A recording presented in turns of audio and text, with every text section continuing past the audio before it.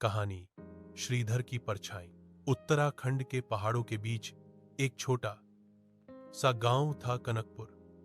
वहां एक साधारण अध्यापक रहता था। नाम था श्रीधर। शांत स्वभाव, विनम्र स्वभाव का व्यक्ति।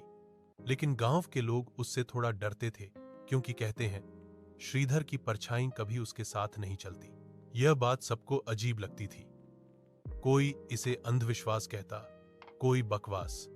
लेकिन जिसने भी सच में देखा, वह कुछ दिन में बीमार पड़ जाता या गांव छोड़ देता। एक दिन गांव में नया इंस्पेक्टर आया, राघव। उसने तय किया कि वह इस रहस्य का पर्दाफाश करेगा।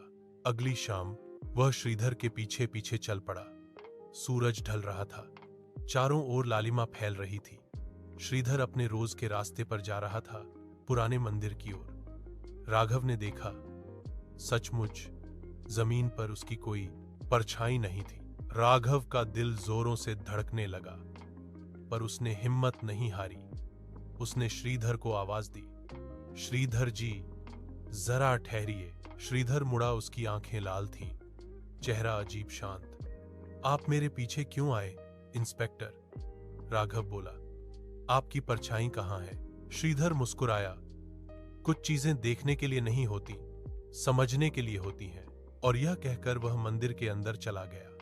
राघव भी पीछे पीछे गया, पर अंदर जाकर उसने जो देखा, उसकी रूह कांप गई। मंदिर के बीचों बीच एक पुराना दर्पण रखा था और उसमें श्रीधर की परछाई खड़ी थी, पर असली श्रीधर गायब। राघव ने डर के मारे भागने की कोशिश की, पर उसके कदम वहीं जम गए। दर्पण के अंदर से आवाज आई, अब मैं बाहर रहूंगा और तुम, राघव, मेरी जगह अंदर। अगले दिन गांव वालों ने देखा, अब श्रीधर वापस आ गया था, पहले जैसा शांत।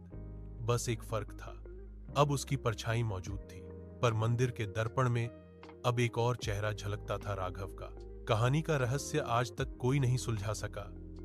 कहते हैं कनकपुर का वो मंदिर आज भी बंद पड़ा है, और हर पूर्णिमा की रात उस दर्पण से किसी की धीमी आवाज आती है, मुझे बाहर निकालो। क्या आप चाहेंगे मैं इसी कहानी का दूसरा भाग